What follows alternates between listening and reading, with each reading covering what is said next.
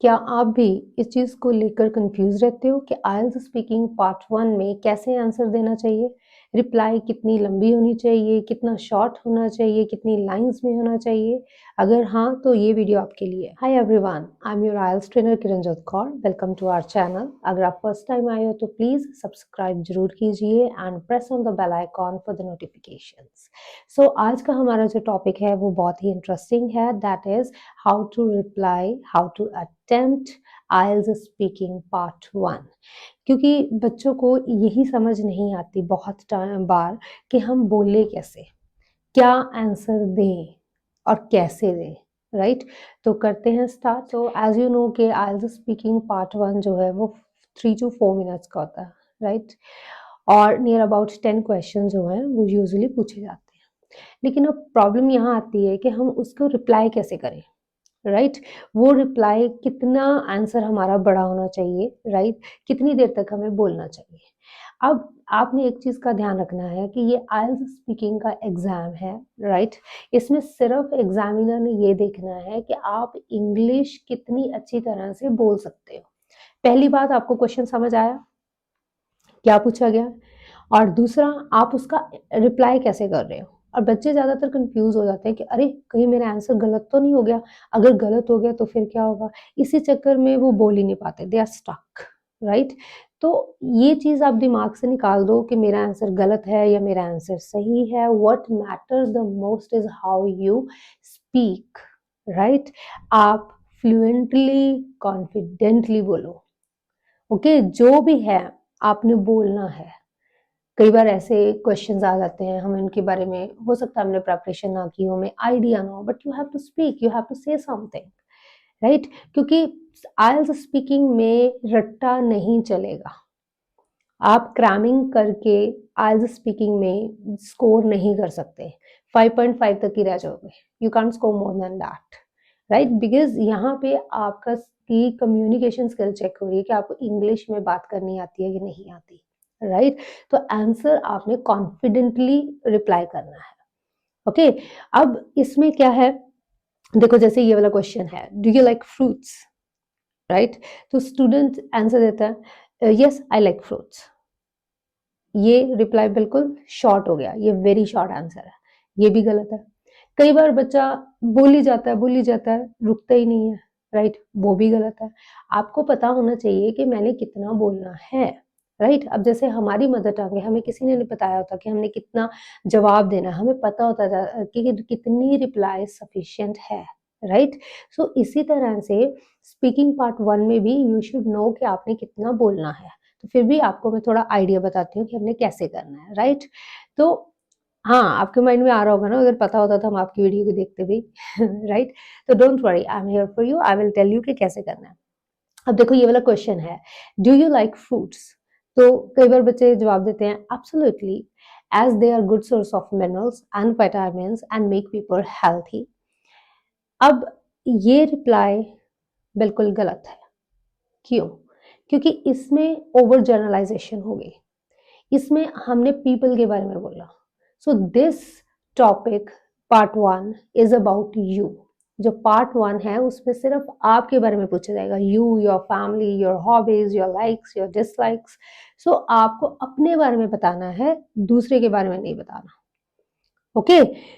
Right? जैसे absolutely, I love them as they are good source of minerals and vitamins and keep me healthy and refreshing. So this is a good answer.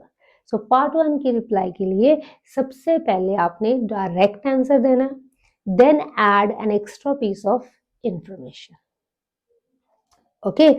सो वो extra piece क्या हो सकता है? That is कोई detail आप add कर सकते हो, आप कोई रीजन बता सकते हो, आप किसी फ्यूचर के बारे में अगर बात करें तो आप बोल सकते हो, राइट? सो उससे आपका आंसर, आपकी रिप्लाई सफिशिएंट हो जाती है। सो आपने कुछ डूज एंड डोंट्स का ध्यान रखना है। पूरी वीडियो देखना एंड तक, क्योंकि मैं कुछ सैंपल आंसर्स भी आपके साथ शेयर करूंगी। Bad and good answers I will share with you, right? जिससे कि आपको क्लियर हो जाएगा कि हमने किस तरह से अटेम्प्ट करना है, right? So dos and don'ts की तरफ ध्यान दो। सबसे पहले don'ts, don't give very short answers, don't give very long answers, वो भी गलत है, right? And don't be a robot, ये नहीं कि चुप करके बस एक रोबोट की तरह जो रट्टा लगाया है वो बोली जा रहे हैं, वो बोली जा रहा है, राइट? आपने नेचुरली बोलना है, नेचुरल पेस ऑफ स्पीच होना चाहिए, कॉन्फिडेंटली अपने जवाब देना है, राइट? डोंट ओवर जर्नलाइज, जो मैंने अभी बताया कि जैसे पीपल के बारे में अगर पूछा जाए तो आपने उनके बारे में बोलना है, अगर आपके बारे में है so don't speak about people, right? Don't memorize the answers, रट्टा नहीं चलेगा। Don't freeze if you get unusual question, right? कई बार वही कि हमारे पास कोई ऐसा क्वेश्चन आ जाता है हमें पता नहीं होता, लेकिन आपने चुप नहीं बैठना, आपने बोलना है, से समथिंग, एनीथिंग, राइट? सो आगे डूज, क्या क्या आपको करना चाहिए और जरूर ये काम आपने करना है और इससे आपका स्कोर जो है वो बढ़ेगा। The first thing is be confident, right? Answer naturally and clearly.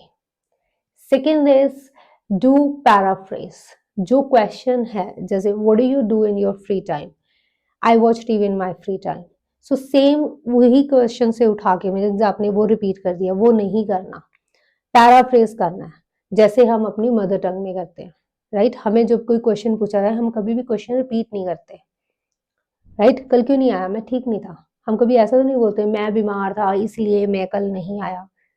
So because we speak naturally, so इसी तरह से आपने नेचुरली रिप्लाई करना, right? So you must rephrase. उसके बाद you just give the sufficient reply, add some information, वो जरूर add करो, राइट? आप टू सेंटेंस फॉर्मूला भी फॉलो कर सकते हो, लाइक फर्स्ट सेंटेंस होगा कि direct reply, then give the reason और ऐड द डिटेल्स, राइट? दो अगर आपने टू सेंटेंसेस को फॉलो करना है या अगर आपकी ग्रामर अच्छी है आप उनको ज्वाइन भी कर सकते हो बिकॉज करके, राइट? वन सेंटेंस में भी रिप्लाई दे सकते हो, so some you can give a crispy answer, right? You can use the complex sentence, so practice के साथ आप ये चीजें सीख सकते हो, right?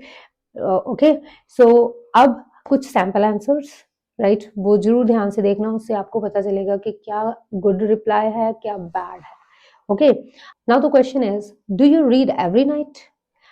I normally read Monday to Friday, and I also like to read during the day on Saturday and Sunday, as those are my days off and I have more free time to relax.